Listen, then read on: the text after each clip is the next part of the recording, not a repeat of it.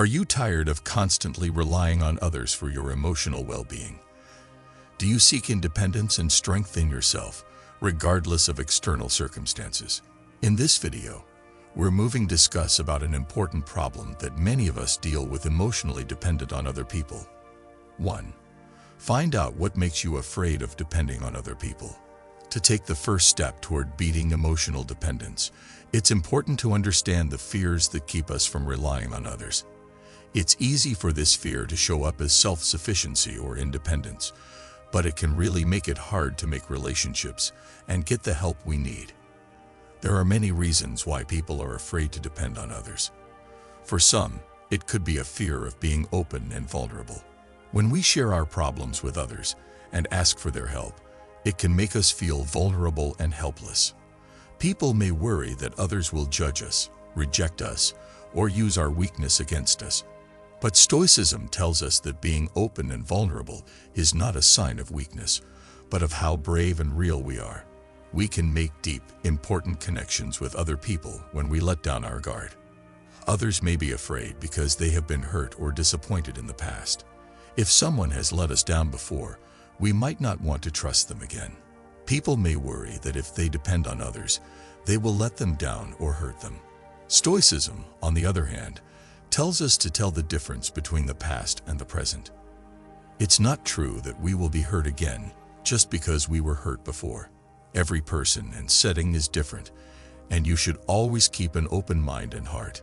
Society's push to be independent and self-sufficient could also be a source of fear. People often think that asking for help means you are weak or not good at what you're doing.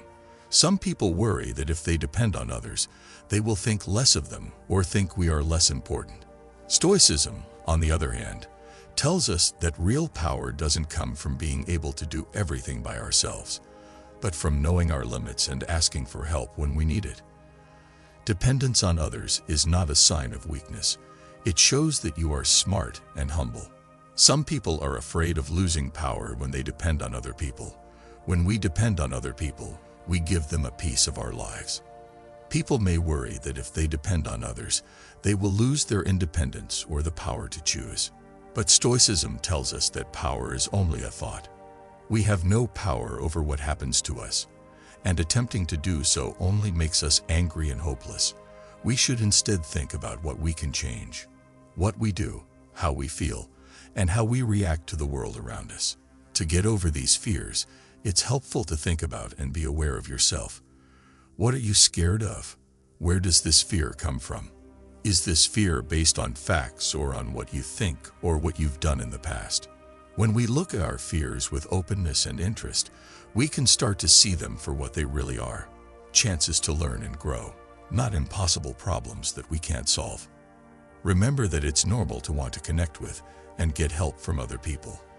As social beings, we are hardwired to connect with others and work together. Dependence on others is not a sign of weakness. It shows how human we are. We can start to have better relationships with ourselves and others and get over being emotionally dependent if we understand and deal with our fears. 2. Take care of your feelings. One of the most important ideas in Stoicism is emotional self-mastery. People who followed the Stoics thought that our feelings don't just happen to us. We shape them. Because of this, we can choose how we feel no matter what is going on around us. The Stoic way of dealing with feelings is based on the idea of proresis, which means will or moral purpose. Proresis means being able to make decisions that are in line with our values and good sense. It's what decides how to react to things going on around us and to our own feelings. Through proresis, we can take control of our feelings instead of letting them control us. The Stoics thought that our feelings are not caused by outside events, but by how we think about those events. We need to change the way we think if we want to change the way we feel. Cognitive reframing is a way to change our feelings by questioning and shifting the way we think about things. For instance, if someone cuts us off in traffic and makes us mad, we can change how we think about it by telling ourselves that the other driver may be in a hurry because of an emergency. The act of being grateful means focused on what we do have instead of what we don't have. The Stoics believe that practicing thanks could help people be happier and less stressed. We can change how we feel and change our outlook by focusing on the good things in our lives. For example, if we're upset that we didn't get a raise, we can think about how thankful we are that we have a job and a way to make money. Being self-compassionate means being kind and understanding to yourself instead of being rude and critical. The Stoics thought that self-compassion was important for mental self-mastery because it lets us feel our feelings without judging ourselves for having them. We can lower our stress and improve our health by being kind to ourselves. Say we feel bad about making a mistake and want to feel better. We can tell ourselves that everyone does that and learn from it instead of beating ourselves up. 3.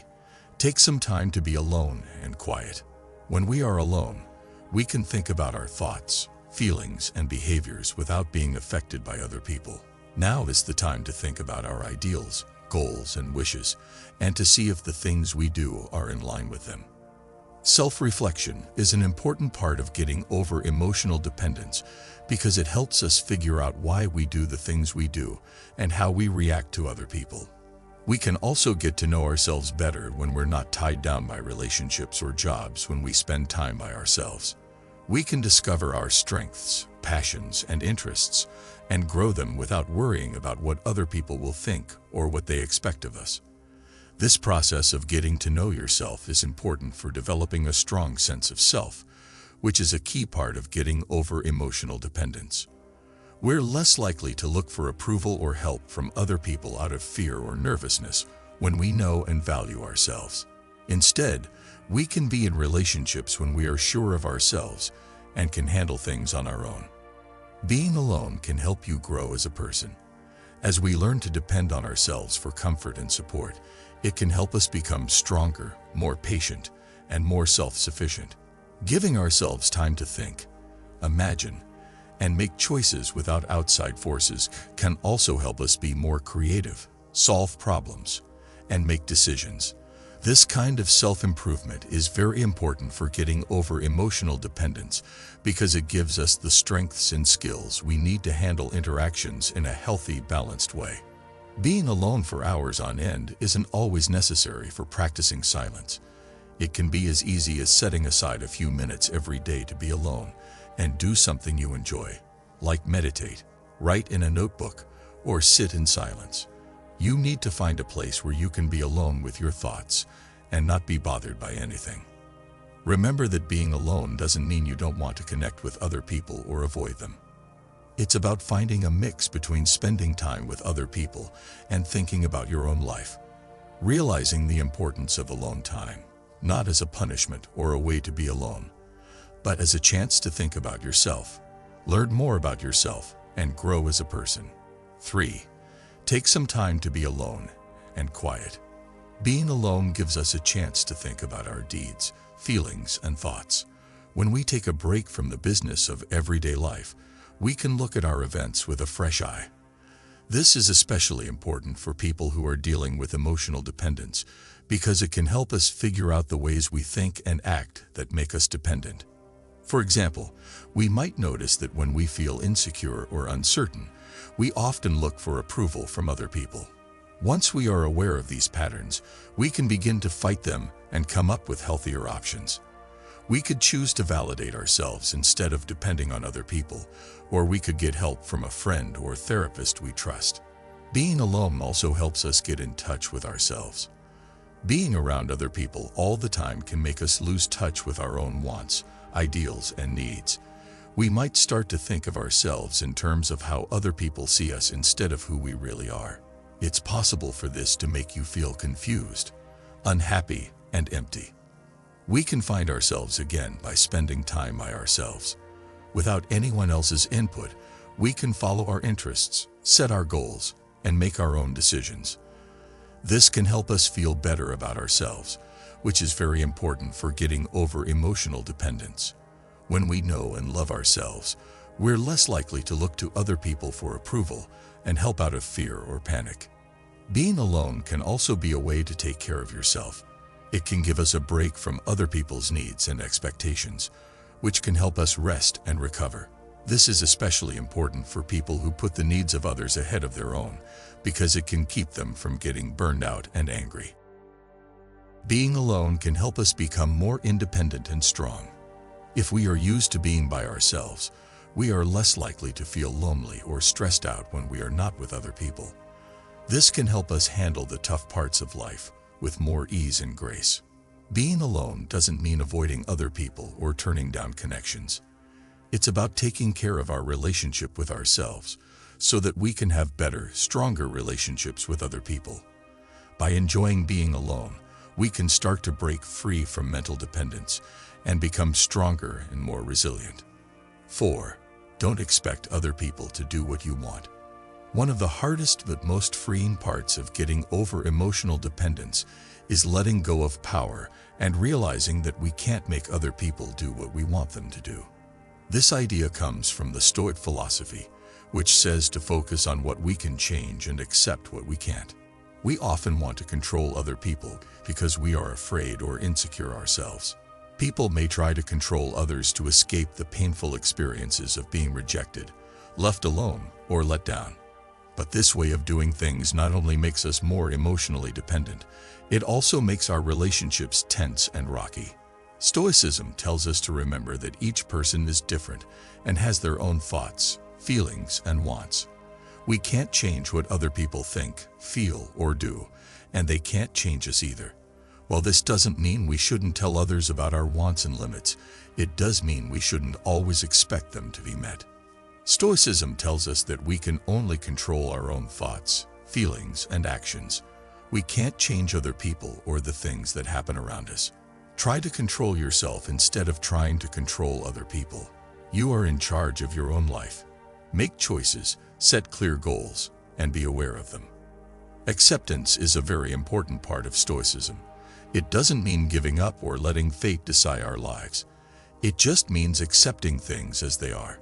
When we realize we can't control other people, we can let go of unrealistic standards and feel less upset and frustrated. Giving up power and stopping being emotionally dependent are not easy things to do. It could mean facing our fears, getting over past hurts, and breaking habits that have been with us for a long time. Getting help from a trusted friend, family member, or mental health worker can give you direction, support, and a sense of responsibility. 5. Take care of yourself. Stoicism tells us that taking care of ourselves is the key to a happy and full life. As a matter of fact, it's a sign of strength to do what you need to do. Taking care of ourselves not only makes us healthier, but it also makes us better able to help other people stay healthy. For our physical and mental health, we need to eat a healthy diet. Stoicism teaches us to be aware of what we eat and pick foods that are good for our thoughts and bodies. This doesn't mean we should never eat treats or comfort foods, but we should be aware of when we do and limit how much we eat. Always remember that your body is your home, so take care of it. Not only is exercise good for our bodies, it's also good for our minds and hearts. Stoicism says that being active is a good way to get stronger, more resilient, and more disciplined. We shouldn't push ourselves so hard that we get hurt or tired, but we should challenge ourselves in a way that is good and long-lasting. Remember that your body is your car, so take care of it. We need to sleep for our mental and physical health. Stoicism tells us to put sleep first so that we can get our energy and focus back. It doesn't mean we should stay in bed all day or ignore our duties, but we should make a good sleep schedule and stick to it. Don't forget that your body is like a charger. Charge it often. Being mindful is a great way to deal with stress, worry, and bad feelings. Stoicism promotes mindfulness as a way to find peace and understanding within yourself.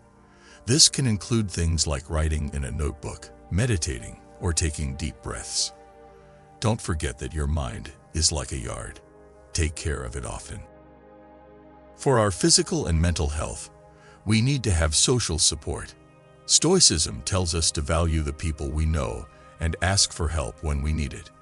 This doesn't mean we should depend on other people for our happiness or sense of self-worth, but it does mean we should make friends who are healthy and helpful. Self-care is something you do every day, not just once. It's not about avoiding pain or looking for happiness. It's about taking care of our health. It's not about being selfish or ignoring other people. It's about taking care of ourselves so we can help other people. To get over emotional dependence and build a strong, adaptable self, we need to take care of ourselves. Taking care of ourselves can help our physical, mental, and social health and help us interact with the world in a better and healthier way. Take care of yourself because you deserve a life of freedom, strength, and happiness. Take care of yourself and keep shining your light.